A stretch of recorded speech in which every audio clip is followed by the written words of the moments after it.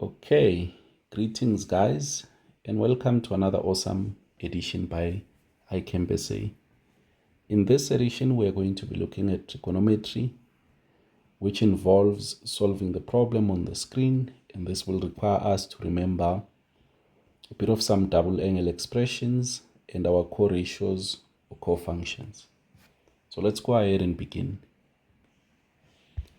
So if you look at our problem here, it reads, simplify the following expression completely, given that the angle A is between 0 degrees and 90 degrees. So there's a couple of things that I need us to remember here before we begin, and these will be helpful when we start doing the actual work. So the first thing that I need you to remember is the following, which is that we have an identity where if you have sine squared theta plus cos squared of theta, this will always be 1. What does this mean? It means that I can write sine squared theta in terms of cos if I want. So if you look carefully, our sine squared of theta can be written as 1 minus cos squared of theta. Or alternatively, if I want to write my cos squared of theta, I can write it in terms of sine by simply transposing the sine to the other side, which will be minus sine squared of theta. So that is the first thing.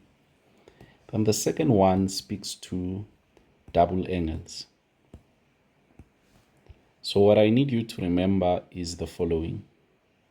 That is that cos of 2, maybe let's start with sine.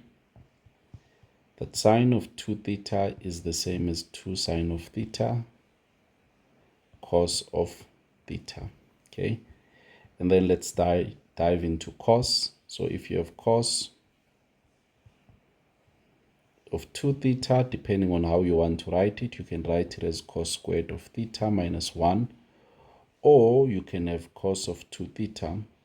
If you want to write it in terms of sine only, it will be 1 minus 2 sine square of theta, or you can have cos of 2 theta. If you want to write it in terms of sine and cos, you can write it as cos square of theta minus sine square of theta. Okay, that is what we have. Then what I also want us to make sure that we do remember, it is our core ratios or functions. Not function, but functions. So what is it which I need us to remember from those? Well, the first thing that I need us to remember is that cos of theta can be written as sine of 90 degrees minus theta. As long as these two angles here add up to 90 degrees, these will always be equal.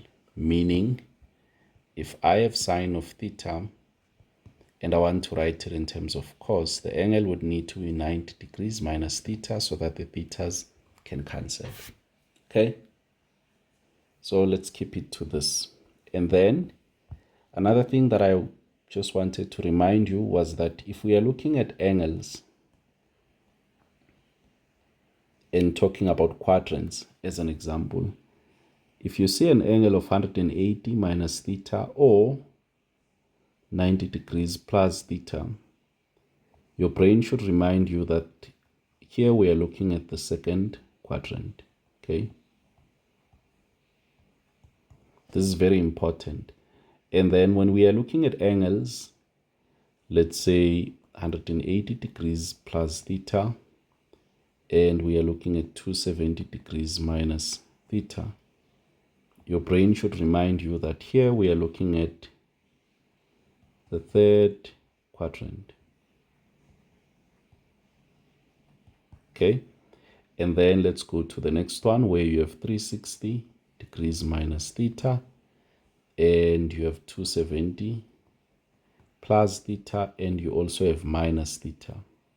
This here speaks to your fourth quadrant. So once you see that, we are able to identify an angle to be in the fourth quadrant. Very important for you to understand. Let's just clean this.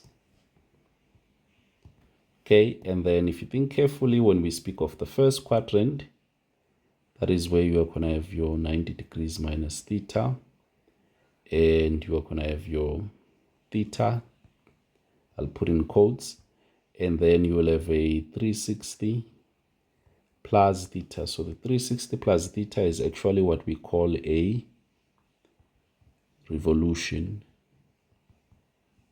Okay, but when you see these here, what you should know is that we are mostly in the first quadrant.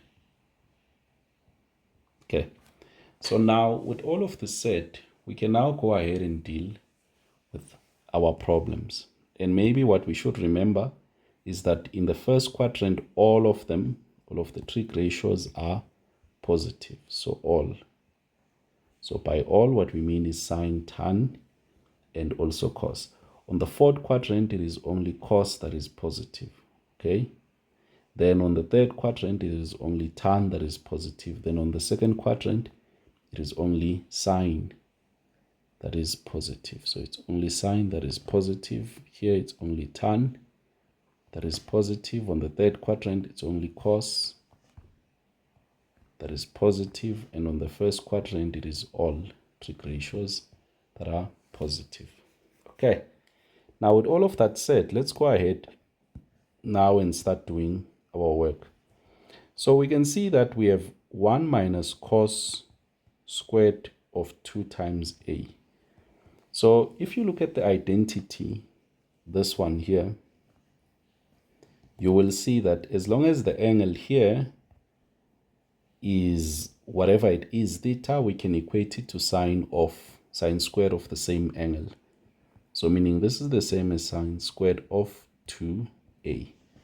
Okay, done with that. So what I usually do is I write on the side. Then I try and simplify the next thing. So I see I have a sine of minus a.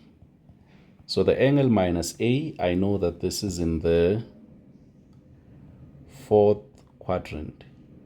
And on the fourth quadrant, sine is negative. Okay, that is why my answer is going to be negative sine of a. Done with that. And then the next thing we have is cos of 90 degrees minus a. This is co-ratios we have dealt with just now. This will become sine of a. So if we now attempt to just plug back all of this, you will see that the problem simplifies nicely.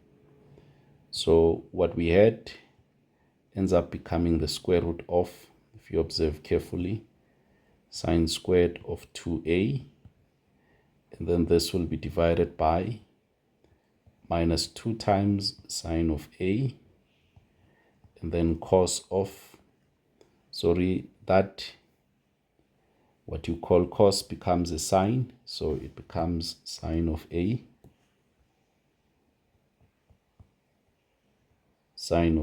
and then if we simplify our numerator, you will see the square root will cancel with the square, meaning we'll be left with sine of 2a divided by minus 2 sine of a, sine of a. But then we know the double angle identity for sine, okay? It becomes that. So what does this mean? It means we now have 2 sine of a, then cos of a divided by minus 2 sine of a, sine of a. And there's terms that are going to cancel here. So the sine of a and the sine of a will cancel, and the 2 and the 2 will cancel, leaving us with an answer that is just minus cos of a divided by sine of a. And cos over sine, by now you should be aware, that is the inverse of, that is the reciprocal of tan, which will become cot. So our answer becomes minus cot of a. Okay, that is what it becomes. So let's quickly finalize our answer.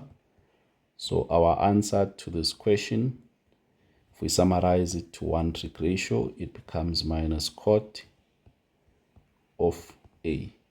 Okay, you guys should remember that cot is the same as negative 1 over tan of A, because this problem here is the reciprocal of tan. So instead of it being sine over cos, it is cos over sine. So that is how we get to that.